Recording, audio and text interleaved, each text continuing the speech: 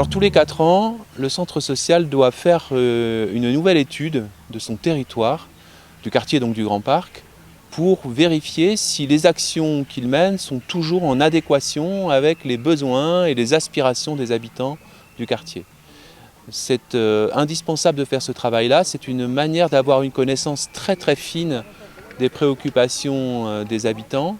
C'est une demande bien sûr de nos partenaires institutionnels, mais de toute façon, les acteurs du centre social ne pourraient pas avancer sereinement dans leur travail s'ils n'avaient pas ce travail très approfondi qui est réalisé tous les 4 ans. On a donc réalisé un pré-diagnostic qui a été amorcé par une soirée au centre social où les habitants, les bénévoles, les partenaires étaient conviés.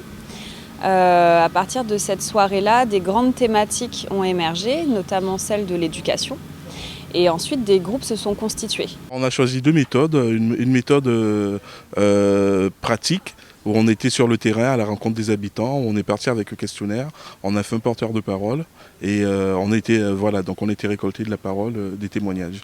Et l'autre méthode, c'était la méthode purement scientifique, en passant par des données statistiques. Donc il s'agit d'un diagnostic partagé. Alors, ce qu'on appelle un diagnostic partagé, c'est-à-dire le fait que l'ensemble des personnes qui sont intéressées par l'action du centre social vont participer à l'étude de ce territoire-là. Les institutions, évidemment, les salariés du centre social, les bénévoles, le conseil d'administration de GP Intensité, mais avant tout, les personnes les plus intéressées, ce sont les habitants eux-mêmes. Donc nous essayons de les associer à ce travail-là, en les amenant volontairement à intégrer des groupes de travail. Et ces groupes de travail-là, en fait, on les a appelés, nous, des enquêteurs, des détectives en fait, publics. Ces détectives publics vont sillonner le quartier, étudier un certain nombre de documents, rencontrer les habitants, rencontrer les partenaires et essayer d'avoir une photographie la plus exacte possible de la réalité actuelle du territoire.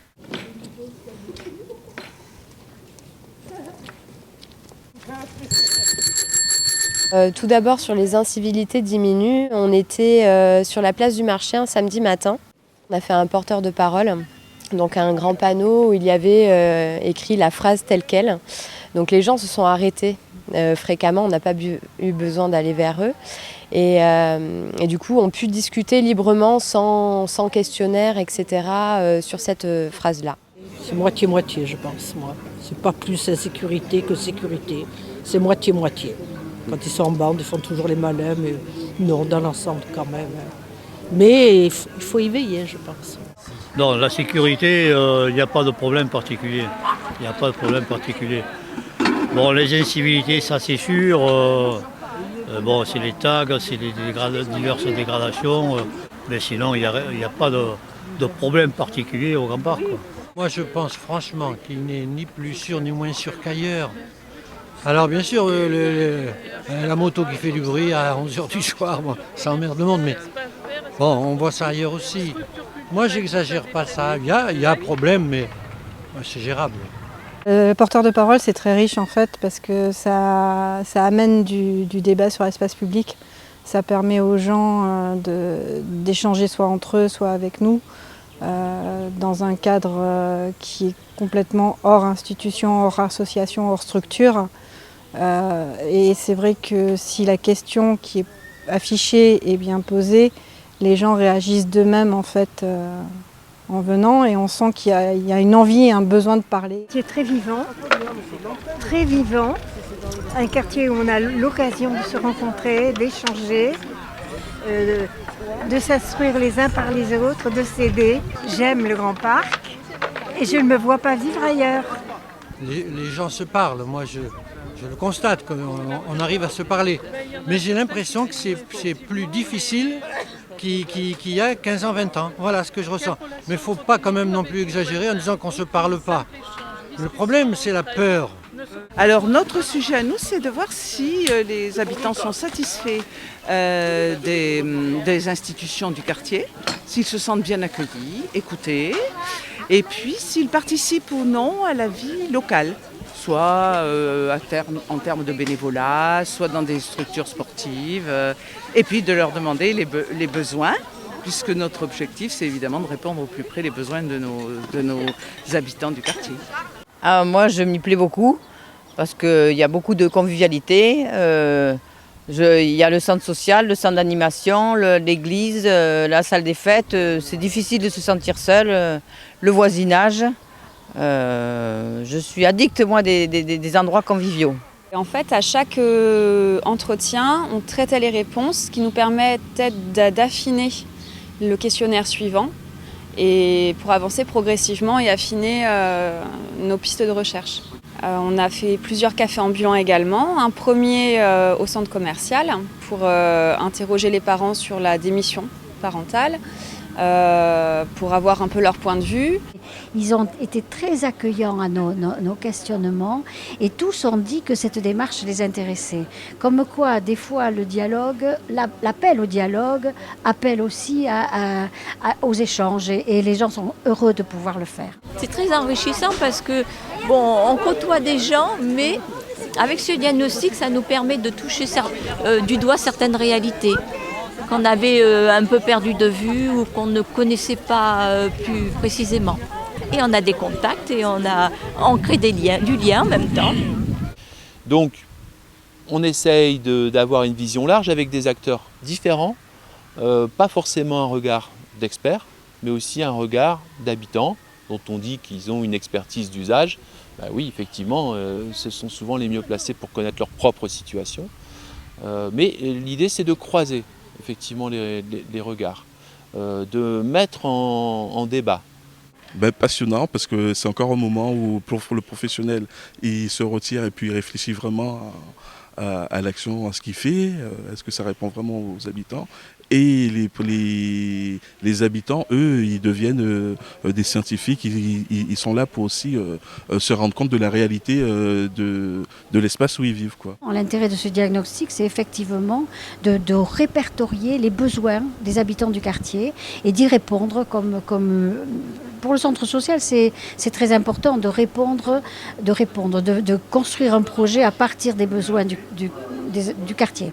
Alors on a à peu près 800 adhérents, 80 bénévoles, 25 salariés, voilà une entreprise faite importante avec des acteurs engagés et surtout un travail avec les partenaires du quartier, donc qui est très important pour nous. Alors, centre social, c'est accueillir et accompagner les habitants. C'est un endroit où on vient faire société et culture. Je suis adhérente au centre social depuis le mois d'octobre. Et là, comme aujourd'hui c'est un vendredi, on est dans l'atelier Alternative Alimentation. Je ne peux pas dire grand-chose parce que ça ne fait pas longtemps que je suis là, mais je pense qu'à travers le centre social, on peut trouver vraiment l'équilibre. C'est une bouffée d'oxygène pour moi. Parce que nous, on se donne toujours rendez-vous devant le centre social, on se voit toujours au centre social. Moi, les gens, je les rencontre au centre social. Je pense que c'est un point, c'est un centre. On a cette place géographique au centre du quartier, et les gens nous reconnaissent comme tels, quoi. S'ils ont besoin d'être accompagnés sur juste de l'administratif, mais on est là. S'ils ont besoin, s'ils ont des idées de projets, de choses comme ça, on est là. Ah oui, moi j'étais sur place, je vais au centre social, j'ai mes activités, j'aime bien tout le monde, moi je suis pas difficile à vivre. Oui, franchement, ce centre il est très important pour moi parce que toute mon enfance, j'ai passé toute mon enfance là-bas. Le mercredi après-midi, les enfants ils font des jeux, des sorties, s'il fait chaud, ils vont à la piscine, à la plage. Et puis ce qui est bien, c'est que juillet-août, on fait des sorties famille, pas trop chères. On peut aller à Arcachon, au Futuroscope et on paye pas grand-chose et c'est cool. J'y vais surtout le lundi, là, quand il y a le repas de couture. Puis de temps en temps, j'y passe. Puis quelquefois, je fais des sorties avec eux. Alors, c'est depuis le mois de mai 2018 que j'adhère aux activités du centre social. À travers une galère, quelqu'un du quartier m'a conseillé d'aller au centre social me renseigner.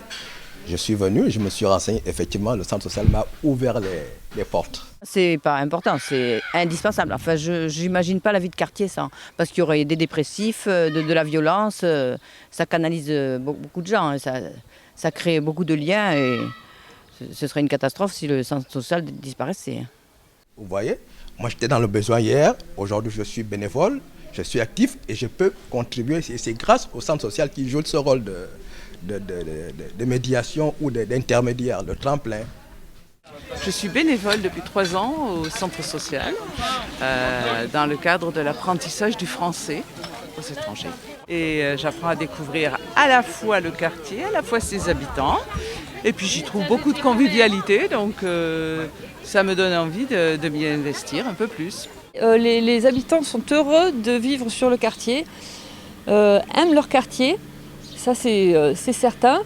Alors il y a la proximité des commerces. Il y avait très peu de difficultés au niveau de la mobilité. Les gens prenaient les transports en commun, se déplaçaient beaucoup à pied. Quand on arrive à la retraite, c'est là où on commence à avoir des pépins de santé. Moi j'ai été opéré plusieurs fois. Je vais me faire opérer à pied à Bordeaux-Nord ou à Tivoli. Les Touvis ont tout ce qu'il faut, les pharmacies, les kinés. Que demander de plus? Le samedi, le marché, voilà. Ah, c'est une petite ville dans la ville, mais en même temps, c'est pas une ville proprement dit, c'est aussi un village. Malgré les tours, malgré les bâtiments, c'est un village. Je m'y sens très bien. J'avais jamais habité dans un quartier auparavant. Je ne changerai pas. Très bien. Je suis épanouie. Je trouve tout ce dont j'ai besoin. Mes enfants s'épanouissent et grandissent ici aussi. Après, oui, il manque un cinéma. Bon, on n'est pas trop loin non plus du centre-ville, donc voilà, c'est pas. Mais sinon, non, il y a tout ce qu'il faut ici pour bien grandir. Je dirais intergénérationnel, tout en étant interculturel, tout en étant aussi vivant.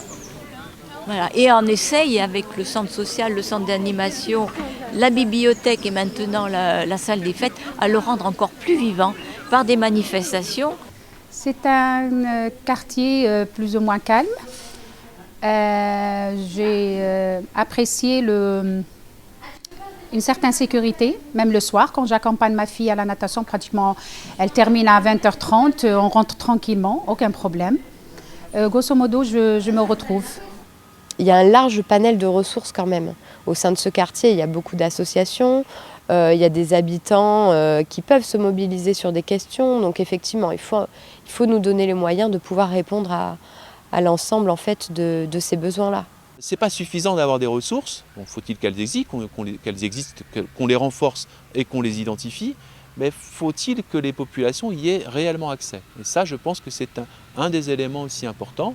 Donc la question de l'insertion, la question de l'insertion économique, la question de la réussite scolaire, la question aussi de l'accès aux ressources et donc de l'accès aux droits, ce sont des questions, je pense, majeures pour ce quartier, qui est un quartier politique de la ville et qui n'est pas un quartier politique de la ville pour rien.